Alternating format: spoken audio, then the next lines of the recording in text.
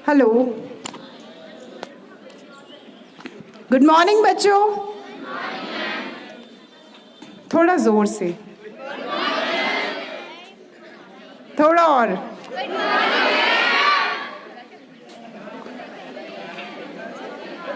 इससे ज्यादा जोर से तो मैं अकेले बोल दूंगी। थोड़ा जोर से। थोड़ा सा ठीक था।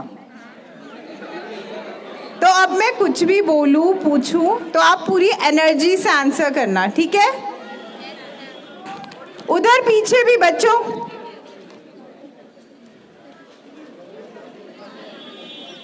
थोड़ा सा इधर ध्यान देंगे सब। आप जानते हैं हम लोग आज यहाँ पर क्यों आए हैं? कुछ समझ नहीं आया। जानते हैं आप लोग हम लोग यहाँ पर क्यों आए हैं? तो हम लोग आज यहाँ पर आए हैं आप लोगों के साथ हरेला मनाने। आप लोग जानते हैं हरेला क्या होता है? एक साथ जानते हैं। कुछ लोग जानते हैं, शायद कुछ लोग नहीं जानते, ऐसा है? कितने लोगों को पता है कि हरेला क्या होता है? अच्छा, काफी कम बच्चों को पता है। ठीक है, कोई बात नहीं, अभी हम आपको बताएंगे। और हम जहां से आए हैं उस संस्था का नाम है धाद। आपने सुना है नाम पहले कभी? नहीं सुना? किसी को मीनिंग पता है इसका? नहीं? चलिए, वो भी हम आपको भी बताएंगे कि धाद का मतलब क्या होता है। बच्चों, अभी हम आपके साथ बहुत सारी बातचीत करने वाले हैं, तो कृपया आप आपस में बात ना करें, क्योंकि जो भी अभी मुझे बात करता हुआ दिखेगा मैं उसे यहाँ बुला लूंगी, फिर वो यहाँ से बात करे जिससे भी करनी है ना? तो हम सब भी सुनेंगे फिर वो क्या बातें कर रहे हैं। तो आप बहुत ध्यान रखिएगा, मैं किसी को भी बुला सकती हूँ जो भी आपस में बात करता हुआ दिखा। रखे थे, निकाले थे।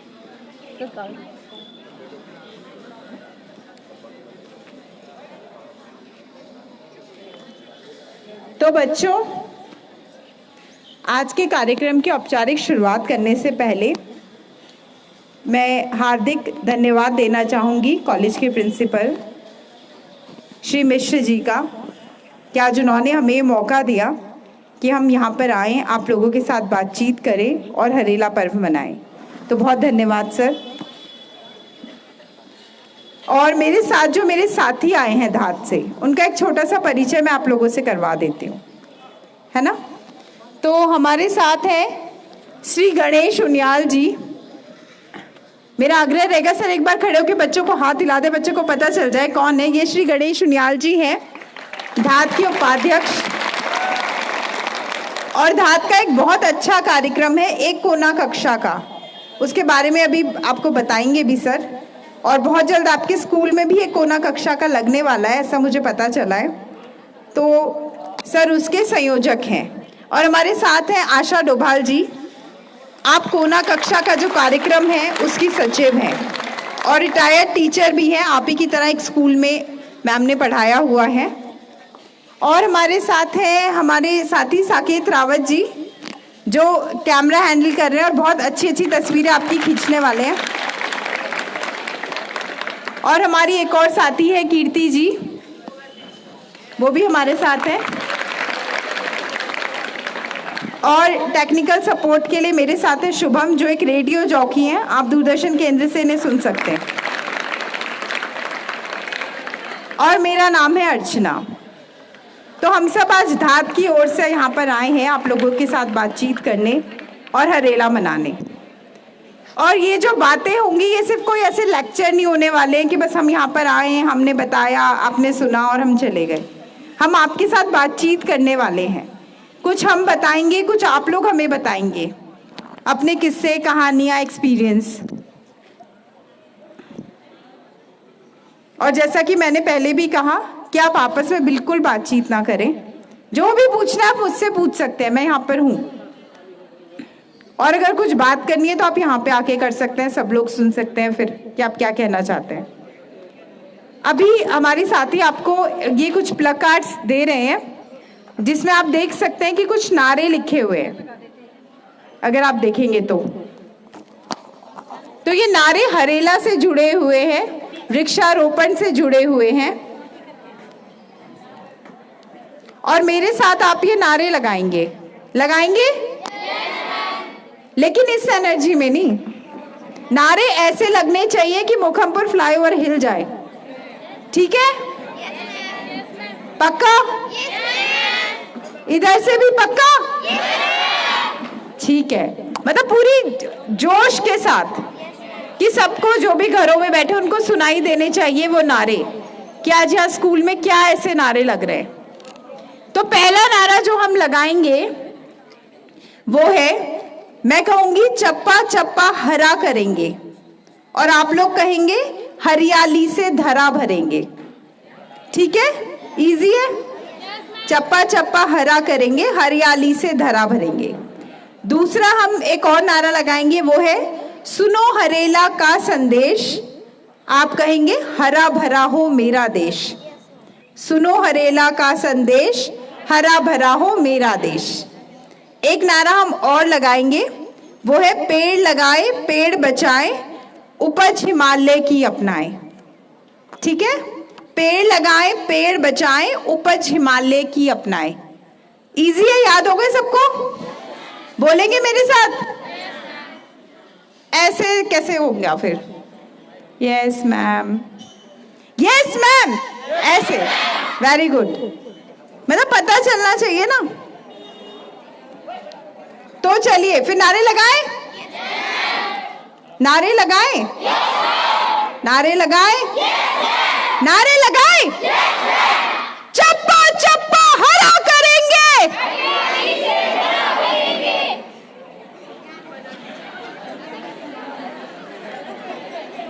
नारे ऐसे लगने चाहिए कि, एक और बार ट्राई करते हैं, चप्पा चप्पा हरा करेंगे। सब मेरे साथ हाथ उठा करके बोलिए, चप्पा चप्पा हरा करेंगे। अरे चप्पा चप्पा हरा करेंगे। सुनो हरेला का संदेश, हरा भरा हो मेरा देश। सुनो हरेला का संदेश, सुनो हरेला का संदेश। हाथ उठा के एक बार, सुनो हरेला का संदेश। पेड़ लगाए पेड़ बचाए, पेड़ लगाए पेड़ बचाए,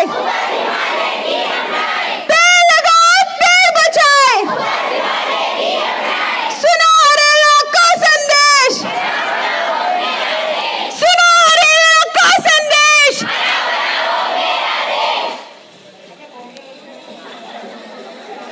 तो कुछ जोश आया आप लोगों के अंदर? पक्का? अच्छा, यहाँ पे कौन सी क्लास बैठी है? 9th और 10th? सारी एनर्जी कहाँ जा रही है 9th और 10th की? वहां से तो बिल्कुल आवाजें नहीं आ रही थी।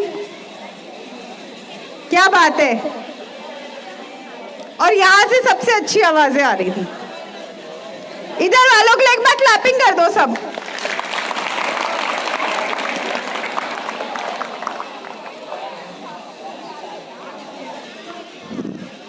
अच्छा, फिर बातचीत नहीं, हम यहाँ से कर रहे हैं ना बातचीत सबसे।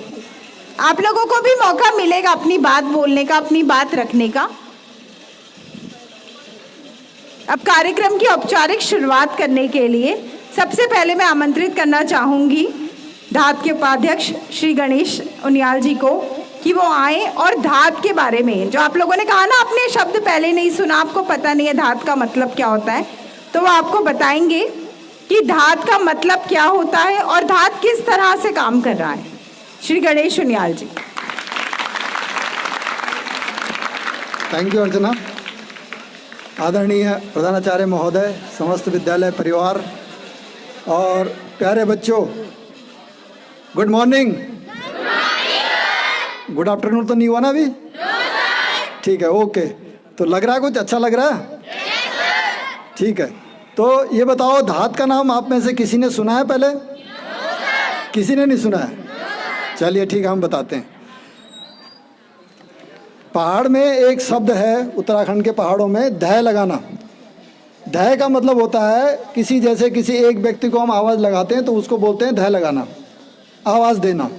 ठीक है, और अगर मैं आप सबको आवाज़ लगाऊं तो उसे बोलते हैं धाद, कि मैंने धाद दे दी, आओ भाई सब आओ, इस काम के लिए हमें इस काम को करना है, सब साथ में आओ। समझ गए? धय लगाना मतलब आवाज़ देना, और धाद लगाना मतलब वो भी आवाज़ देना है, लेकिन धाद ग्रुप को आवाज़ देना है। कि जैसे पूरे गांव को हमें आवाज़ देनी, तो हम गांव में क्या है, एक जगह पे जा कर के धाद दे देंगे कि भाई आइए, हमें ये काम करना है, सब लोग आइए।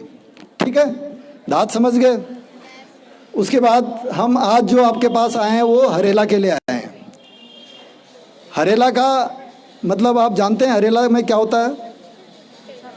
वृक्षारोपण। वृक्षारोपण के अलावा ये कृषि का पर्व भी है, कृषि का भी है, अभी इस पे आगे बात होगी। ठीक है, मैं धात के अन्य कार्यक्रमों के बारे में आपको बता देता हूँ कि धात क्या क्या करती है, थोड़ा आप लोगों को जानकारी हो जाएगी। धात का जो जन्म हुआ था वो 1987 में हुआ था, 1987 में, और लगभग 37 साल के करीब इसको हो गए हैं संस्था को चलते हुए। ये एक सामाजिक संगठन है, एनजीओ नहीं है, सामाजिक संगठन है। समाज के कुछ लोगों का एक संगठन है जिसमें कि बहुत सारे लोग आज की तारीख में जुड़ चुके हैं। हम लोग इसी तरह से जगह जगह जा कर के धार लगाते हैं और लोग हमारे साथ में जुड़ते जाते हैं। तो शुरुआत हुई थी एक मासिक पत्रिका धात के नाम से ही। अभी मैडम बता रही थी कि उन्होंने देखी है, तो धात एक मासिक पत्रिका के नाम से शुरू हुई थी, और वो पत्रिका अब भी निकलती है, लेकिन अब उसको कोई थर्ड पर्सन निकालते हैं। धात ने हरेला को जो मनाना शुरू किया वो 2010 में शुरू किया। इसके बारे में डिटेल में अभी आगे बताया जाएगा। और धात का एक और कार्यक्रम है जो फ्लैगशिप कार्यक्रम मानते हैं हम उसको, वो है एक कोना कक्षा का, जिसमें कि हम लोग स्कूलों में बच्चों के लिए कुछ ज्ञानवर्धक किताबें, कहानी की किताबें, मनोरंजन से जुड़ी हुई किताबें और मासिक पत्रिकाएं भेजते हैं। और ये कोना हम आज आपके विद्यालय में भी स्थापित करेंगे। इसमें हम प्राइमरी और जूनियर स्तर पर चंपक भेजते हैं, और इंटर कॉलेज में सामान्य ज्ञान दर्पण, प्रतियोगिता दर्पण की एक मासिक पत्रिका आती है सामान्य ज्ञान की, वो भेजते हैं। और शुरुआत में जीके या इंग्लिश का एक पैकेज भेजते हैं ताकि बच्चों की जीके अच्छी हो और अंग्रेजी भी अच्छी हो। इसी परिसर में हमें अभी पता लगा कि जूनियर हाई स्कूल भी है। जूनियर हाई स्कूल में भी हमें एक कोना स्थापित करना है, वो हम शीघ्र ही यहाँ पर आएंगे दोबारा से और वहाँ पर भी स्थापित करेंगे। ये जो एक कोना कक्षा का है, ये पूरे उत्तराखंड में हम इस तरह के 800 कोने स्थापित कर चुके हैं, और हर जिले में हमारी पहुँच है पूरे उत्तराखंड में। और आपको मैं ये जानकारी दे दूं कि ये जो 800 कोने हैं, ये 800 अलग अलग लोगों ने स्थापित किए हैं। पूरा समाज जुड़ा हुआ है इसके साथ में। धात कहीं से कोई फंडिंग नहीं लेती, कहीं से फंडिंग ली और काम कर दिया, तो वो जो है उस तरह से नहीं करती। हम चाहते हैं कि समाज का एक एक व्यक्ति हमारे साथ जुड़े और इन कार्यक्रमों को हम आगे बढ़ाएं। तो एक कोना कक्षा का में हमारा क्या है कि 1200 रुपये साल या 100 रुपये महीने के हिसाब से कोई भी व्यक्ति अपने गांव के स्कूल या किसी भी स्कूल में जुड़ सकता है। आपको मैं बता दूं कि आपके विद्यालय के लिए जो कोना दिया है वो सुश्री रमिंद्री मंद्रवाल जी हैं, जो कि आज एमडी हैं उत्तराखंड कोऑपरेटिव फेडरेशन की और पूर्व में महिला आयोग की सचिव भी रही हैं। उन्होंने डोनेट किया है। उन्होंने पूरे उत्तराखंड में 25 स्कूलों में इस तरह के कोने स्थापित किए हैं। और दूसरा हमारा जो कार्यक्रम है, दूसरा कार्यक्रम हमारा एक पुनरुत्थान कार्यक्रम है। आपको पता होगा कि 2013 में केदारनाथ में आपदा आई थी। उस आपदा में बहुत सारे बच्चे ऐसे थे कि जिन्होंने अपने पिता को या किसी ने अपने माता पिता दोनों को, अभिभावकों को अपने खो दिया था। उस समय जब वहाँ पे चारों तरफ से सहायता पहुँचनी शुरू हुई, तो फिर एक विचार विमर्श के बाद ये निकल के आया कि भोजन की व्यवस्था भी हो जाएगी, रहने की व्यवस्था भी सुधर जाएगी, लेकिन बच्चों की पढ़ाई का क्या होगा। तो धात ने उस समय एक इनिशिएटिव लिया और अपने बहुत सारे और संस्थाओं के साथ बातचीत की और एक कार्यक्रम चलाया पुनरुत्थान। जिसमें कि उन बच्चों को ढूंढा गया जिन्होंने अपने माता पिता को या किसी अभिभावक को जो पालन पोषण करता था उसको खो दिया था। उनकी ढूंढ की गई तो 175 से अधिक बच्चे उस समय निकल कर आए थे और धाद ने उन सभी 175 से अधिक बच्चों को गोद लिया था और उनको 800 रुपये मासिक का शिक्षा के लिए योगदान दिया गया था। ये योगदान आज भी जारी है। हालांकि आज बहुत सारे बच्चे अब पढ़ के निकल गए हैं, शिक्षा पूरी कर चुके हैं। अभी भी हम 52 बच्चों को इस तरह की सहायता दे रहे हैं, लेकिन हमने उसमें एक परिवर्तन और कर दिया है अब कि केदारनाथ आपदा ही नहीं, किसी भी तरह की आपदा में कोई भी बच्चा इस तरह से प्रभावित हुआ हो तो हम उसको भी सहयोग करते हैं। तो ये हमारा पुनरुत्थान कार्यक्रम है और ये भी जो बच्चे हैं इनको किसी न किसी ने गोद लिया हुआ है। कोई ना कोई इन बच्चों के सपोर्ट में उस धनराशि को देता है और अभी तक हम शुरू से लेकर अब तक 45 लाख से अधिक पैसा उन बच्चों के खातों में ट्रांसफ़र कर चुके हैं। तो ये दो हमारे बहुत मुख्य कार्यक्रम हैं। तीसरा हमारा जो एक कार्यक्रम है फंची का। फंची का मतलब भी ये पुनः एक पहाड़ी शब्द है। फंची आप उसको पोटली के रूप में समझ सकते हैं। एक पोटली में अलग अलग चीज़ें आपने जैसे रखी हैं तो वो आप समझ सकते हैं कि पोटली, तो हम उसको फंची नाम दिया हुआ है। उस फंची के माध्यम से हम पहाड़ी जो खाद्य हैं, जो पहाड़ी अनाज है, उसको प्रमोट करते हैं। हम चाहते हैं कि लोग उस अनाज को खाना शुरू करें, क्योंकि पलायन के चलते लोगों ने उसको खाना शुरू कर दिया और पलायन इतना हो गया कि वहाँ पर खेती कोई नहीं कर रहा है पहाड़ों में, और जो लोग कर रहे हैं उनको मार्केट नहीं मिल रहा है। तो हमारी परिकल्पना ये है कि हम उसका उपयोग करें, उन लोगों को मार्केट मिले जो वहाँ पे रह गए हैं, जो वहाँ पे रह रहे हैं और उत्पादन कर रहे हैं। तो हम फंची के माध्यम से भी इसका एक डिस्ट्रीब्यूशन करते हैं इन अनाजों का, नो प्रॉफिट नो लॉस पे, और पूरे देश में हम इसका वितरण कर रहे हैं। पार्सल के थ्रू सामान इंडिविजुअल के घर पे पहुंच जाता है।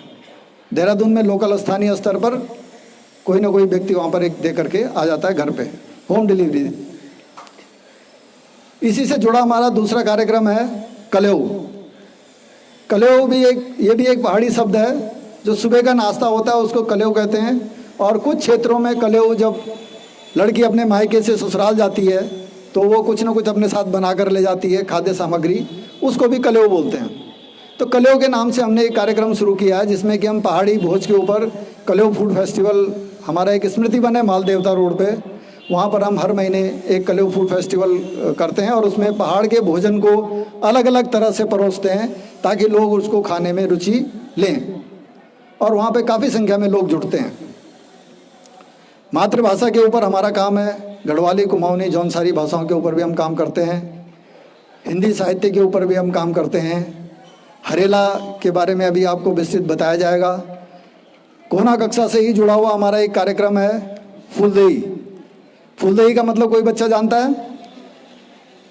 बेटा, पहाड़ों में क्या होता था कि चैत के महीने में जब चैत्र संक्रांति आती है तो उस दिन जो है छोटे छोटे बच्चे जंगल से फूल चुन के लाते थे और घरों की दहलीज पे डालते थे और उस घर के लिए शुभकामनाएं करते थे। पूरे महीने भर तक ये कार्यक्रम चलता था और महीने के आखिरी में उन बच्चों को कुछ दक्षिणा दे करके विदा किया जाता था। तो ये रोज़ का कार्यक्रम होता था उन बच्चों का। पलायन के चलते ये भी कार्यक्रम विलुप्ति के कगार पे आ गया, तो हमने इसको भी उठाना शुरू किया हुआ है और इस पर हम पूरा एक महीने का कार्यक्रम 15 मार्च से 15 अप्रैल तक करते हैं। उस पीरियड में हम बच्चों को कुछ रचनात्मक कार्यों से जोड़ते हैं, जैसे कहानी लेखन, कविता लेखन, ड्राइंग। तो हम हर जो हमारे कोना कक्षा से जो विद्यालय जुड़े हुए हैं उन विद्यालयों में हम ड्राइंग शीट्स भेजते हैं। बच्चे वहाँ से ड्राइंग बना के देते हैं, उनको फिर हम मार्किंग करवाते हैं। मार्किंग करवा के फिर जो है जो सबसे अच्छे 100 बच्चे निकले हैं उसमें से उनको पुरस्कृत करते हैं। इस साल का हमारा ये कार्यक्रम अभी हमारी जब ये हरेला का समापन होगा घी संक्रांत के दिन, उस दिन हम इसका रिजल्ट घोषित करेंगे। इस तरह से अभी हमने कुछ इस तरह की प्लानिंग भी की है कि चूँकि हम स्कूलों से जुड़े हुए हैं तो हम चाहते हैं कि स्कूल खूबसूरत भी बने। तो हमने हरेला पे एक कार्यक्रम स्कूलों के लिए डिज़ाइन कर दिया है जिसमें कि हम जिन स्कूलों में 100 पौधे लगाने की जगह है वहाँ हम बाल वन स्थापित करेंगे। और जिन स्कूलों में 25 तक पेड़ लगाने की व्यवस्था हो सकती है वहाँ पर हम बाल वाटिका का निर्माण करेंगे। और अभी देहरादून के अंदर 3 स्कूलों में हम बहुत जल्दी ही बाल वाटिका बनाने वाले हैं। बाल वन हम एक स्कूल में बनवा चुके हैं। बनियावाला, प्रेमनगर के पास बनियावाला में एक हाई स्कूल है, वहाँ पर काफ़ी जगह थी, तो वहाँ पे हमने 2019 से शुरू किया था। और अभी हम पिछले संडे को हमने वहाँ पर काफ़ी पौधे और लगाए हैं, और बाकी जो बचे हैं वो बहुत जल्दी लगा करके उस बाल वन को डेवलप किया जाएगा। और हम 3 साल तक उसकी देखरेख का भी वचन लेते हैं, ताकि खाली पेड़ लगाने से ही लगाने की ही बात ना हो। आपने देखा ना हमारा नारा, वृक्ष लगाएं वृक्ष बचाएं उपज हिमालय की अपनाएं, कि पेड़ लगाना तो है, लेकिन जब तक अगर आप उसको बचाने का संकल्प नहीं लेंगे तो लगाने से क्या फ़ायदा हुआ, है ना। और तीसरा जो फंची और कलियों वाला जो मैंने बताया, तो वो हमारा उपज हिमालय की अपनाएं, ये तीसरा हमारा नारा ये है। तो मैं समझता हूँ कि मैं आपके सामने धात के क्रियाकलापों को सही ढंग से रख पाया हूँ, आपको कुछ समझ में आया होगा। धन्यवाद। बहुत धन्यवाद सर। तो बच्चों, आपको पता चल गया कि धात क्या है, कैसी संस्था है, किस तरह से काम करती है, और अब हम हरेला के बारे में भी बातचीत करेंगे। तो आप में से किसको पता है कि हरेला क्या होता है? कुछ बच्चों ने हाथ उठाया था ना शुरू में, जिन्हें पता है। किसे पता है हरेला क्या होता है? किस किस को पता है? अच्छा, हरेला सुना आपने पहले? किसी को नहीं पता? आप लोग हर साल हरेला मनाते होंगे ना स्कूल में भी, तो फिर किस किस को पता है हरेला?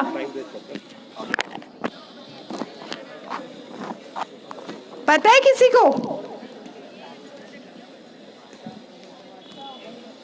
नहीं, किसी को नहीं पता। अच्छा चलिए, कोई नहीं, फिर हम बता देते हैं। तो हरेला के बारे में बातचीत करने के लिए हमारे साथ हैं आशा डोभाल जी धात की ओर से, जो आपको बताएंगी कि हरेला क्या होता है। उसके बाद हम फिर आपसे बातचीत करेंगे।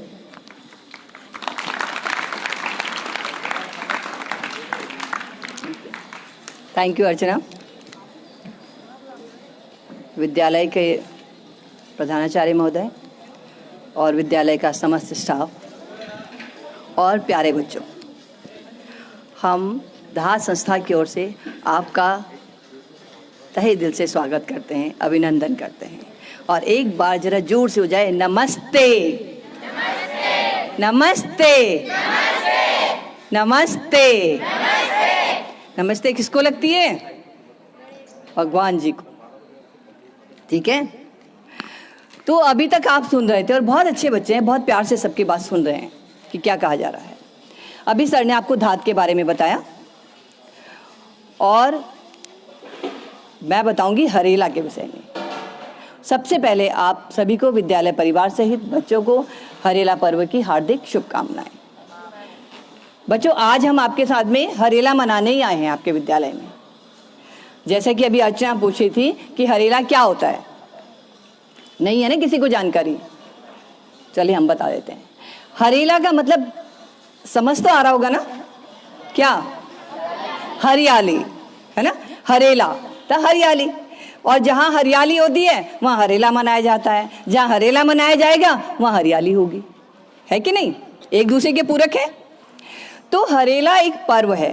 पहले कहते थे कुमाऊं का ये पर्व होता था, और कुमाऊं में लोग जो है जब खेती करते थे तो छोटी छोटी टोकरियों में अनाज बोते थे, दालें वगैरह बोते थे, और 8-10 दिन तक, जैसे हम नवरात्रों में जौ बोते हैं ना, और 9 दिन हम उनको सींचते हैं और वो करते हैं, फिर 10वें दिन हम वो पूजा करते हैं।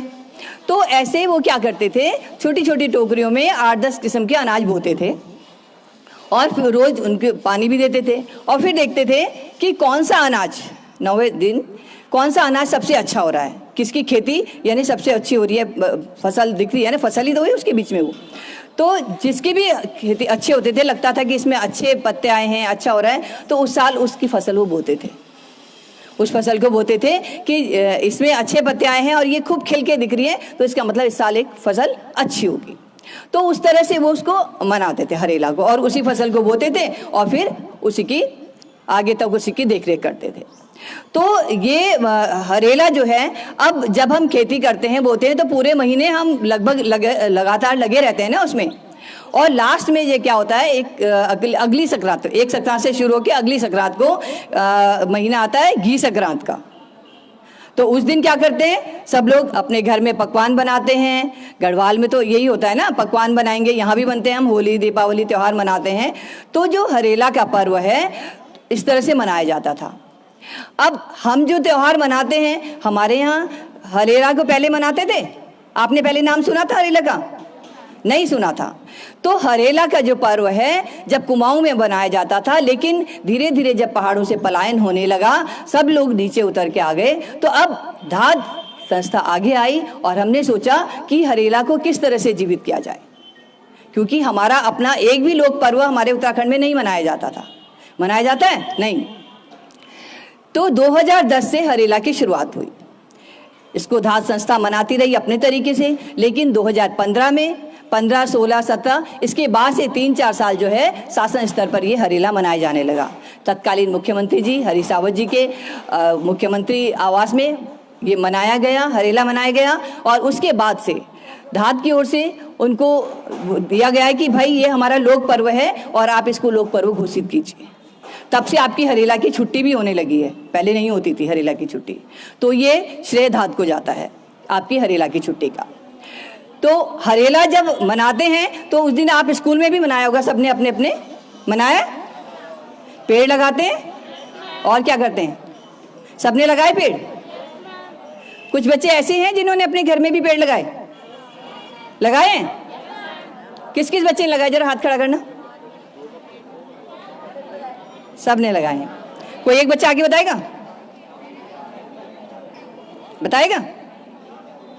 चलिए, आने के लिए कोई तैयार नहीं है। अभी आप बोल रहे हो, फिर माइक पे आओगे नहीं तो फिर कैसे चलेगा। तो जो हरेला है, अब धाद ने जब शुरुआत की है कि हम हरेला मनाएं, हमारा एक संकल्प है कि हम इस धरती को हरा भरा बनाएं, और धरती को हरा भरा बनाने के लिए हमें अपने चारों तरफ जहाँ जहाँ हमें जगह मिलेगी हमें पेड़ लगाने होंगे। पेड़ लगाने के लिए एक मन में संकल्प भी करना होगा कि पेड़ लगाएं और पेड़ बचाएं भी। पर्यावरण का संरक्षण भी जरूरी है ना। क्या करते हैं, पेड़ नहीं होंगे तो क्या होगा, ऑक्सीजन की कमी हो जाएगी, और अगर होंगे तो मिलेगी, प्रदूषण कम होगा। शाबाश। कौन बोल रहा था ये? यहाँ के बोलो, आओ जल्दी आओ। ठीक है, चलो शाबाश शाबाश शाबाश, जल्दी जल्दी जल्दी आओ, कोई नहीं, दौड़ के। तुमसे तेज तो मैं चल लूंगी, जल्दी जल्दी। मैम क्या बोल रहे हैं? बोलो, पेड़ अगर होंगे तो हमें क्या फायदा मिलता है? प्रदूषण कम होगा और ऑक्सीजन की कमी भी नहीं होगी। ऑक्सीजन की कमी नहीं होगी। और ठीक है। तो समझ आया कि हमारा जो है पर्यावरण शुद्ध रहेगा पेड़ों से, और हमें ऑक्सीजन की कमी नहीं होगी। तो हम चाहते हैं कि हर बच्चे को, हर व्यक्ति को पेड़ लगाना चाहिए। और अगर आपके आसपास कहीं जगह नहीं है, आपके घर पे जगह नहीं है, तो हम धाद ने एक मुहिम छेड़ी है हरेला वन की, और हम हरेला वन बनाने जा रहे हैं। हमने एक स्मृति वन, स्थल में स्मृति वन बना है, जहाँ पर लोगों ने अपने परिजनों की याद में वृक्ष लगाए हैं, पेड़ लगाए हैं वहाँ पर, और 3 साल उसको लगे हुए हो गए हैं। वो पेड़ आजकल जो है 6-7 फीट तक के हो चुके हैं। तो सब अपने अपनी उसमें लगा सकते हैं। उसके बाद हमने बनाया है, जैसे कि बिनवाल जी ने बताया था, कि एक बाल वन हाई स्कूल बनियावाला में, वहाँ हमने बाल वन बनाया है, और वहाँ पर भी लोगों ने अपने उससे पेड़ लगाए हैं, वहाँ पर बहुत सारे पेड़ लगे हैं। उसके बाद है मित्रवन नकरौंदा में, मित्रवन में भी पेड़ लग रहे हैं। पुष्पवन, स्थल के किनारे किनारे जितनी भी पूरी सड़क है उस किनारे जो है पुष्पवन बनाया गया है। तो धाद ये कोशिश कर रही है कि हम अपने चारों तरफ हरियाली फैलाएं, और इस हरियाली को फैलाने के लिए हम सब आपका साथ चाहते हैं। हम चाहते हैं कि समाज हमारे साथ में खड़ा हो, और हम इस अपने देश को, अपने उत्तराखंड को, अपने देश को और अपने इस विश्व को हरा भरा बना सके। और इसके लिए मैं अपील भी करना चाहूँगी कि हमने एक नियम बनाया है कि जो भी पेड़ लगाना चाहता है वो मात्र 100 रुपये कंट्रीब्यूशन दे करके, मात्र 100 रुपये मासिक दे करके अपने किसी परिजनों की या अपने स्वयं की या अपने जन्मदिन पर, अपनी वर्षगांठ पर जो है एक वृक्ष लगा सकता है। और धात जो है उसके लिए स्थान उपलब्ध कराएंगे, किसी भी वन में आप लगा सकते हैं, उपलब्ध कराएंगे और उसकी रक्षा का भी संकल्प लेते हैं कि उस पेड़ को जीवित रखेंगे और उस पेड़ का संरक्षण करेंगे। और जब आप उस पेड़ के पास जाएंगे तो आपको एक खुशी का अनुभव होगा। तो यह है हरेला। तो इसलिए हम हरेला को हर साल मनाएं और अपने आसपास हरियाली फैलाएं। ठीक है, सब करेंगे? पक्का? और ये भी ध्यान रखना है कि अपने आसपास जो पेड़ कट रहे हैं उनको भी बचाएं। ठीक है, हमने पेड़ लगा दिया है लेकिन पेड़ को बचाना भी हमारा काम है। जय हिंद। बहुत धन्यवाद मैम। तो बच्चों, आपको पता चल गया कि हरेला क्या होता है, किस तरह मनाया जाता है। और क्योंकि धूप बहुत तेज़ है, हम समझ रहे हैं आप लोग भी काफ़ी परेशान हो रहे हैं गर्मी से। और देखिए, ऐसे ही पेड़ लगाएंगे तभी गर्मी कम होगी, मौसम अच्छा रहेगा, है ना। तो अब मैं आग्रह करना चाहूँगी प्रिंसिपल श्री कमलेश मिश्र जी से कि वो आए और 2 शब्द बच्चों से ज़रूर कहें हरेला और धात के संबंध में।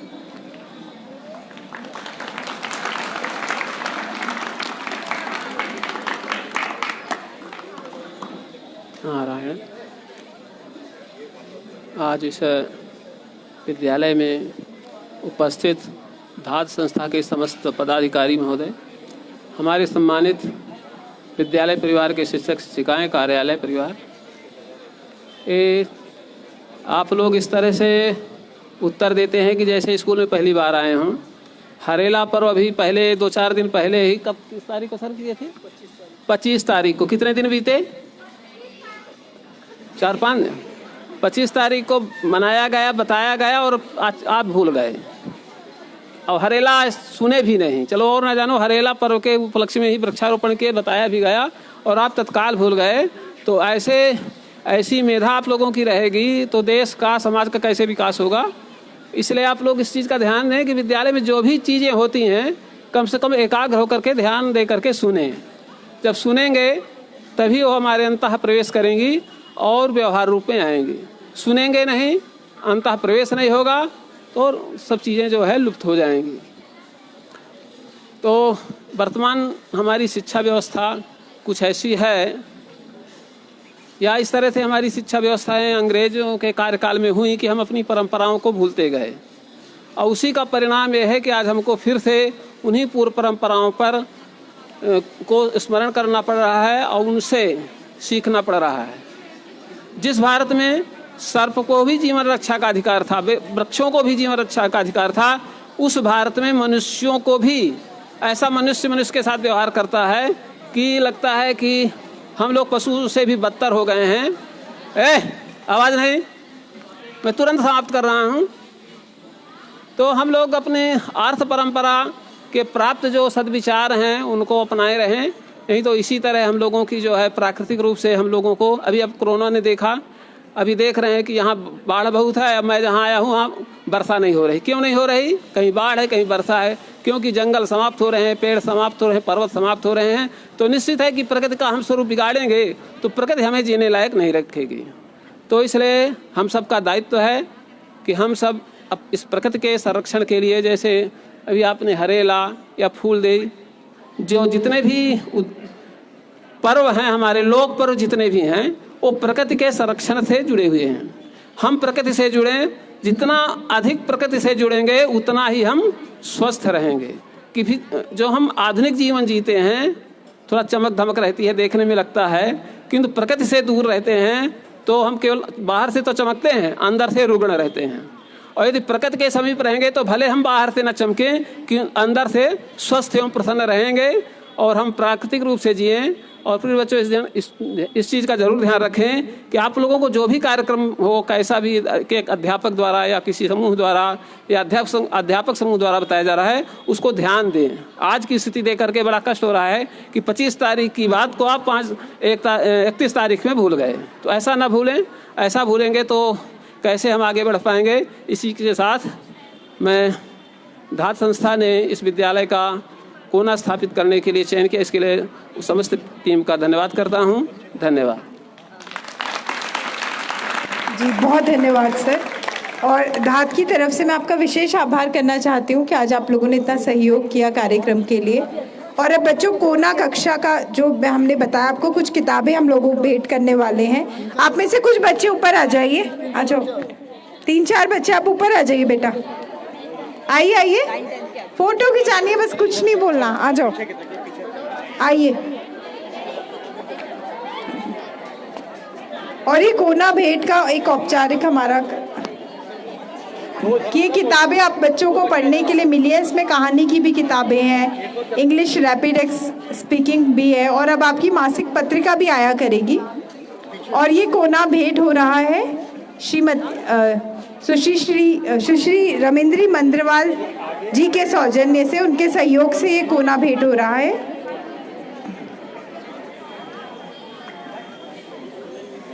इन्होंने अपने माता पिता के नाम से कोना स्थापित किया है, सहयोग सुश्री रमेंद्री मंद्रवाल जी की ओर से वो मिला है।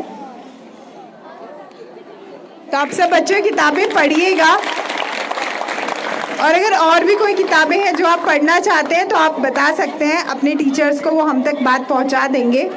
और धात का फेसबुक पर एक पेज भी है, जो हमारा फेसबुक लाइव चल रहा है, धात DHAD धात नाम से। तो आप वहाँ पर जाकर के फेसबुक पेज लाइक भी कर सकते हैं, और साथ ही ये वीडियो भी आप देख सकते हैं, और भी हरेला से संबंधित जानकारी वहाँ पर आपको मिलेगी। बहुत धन्यवाद।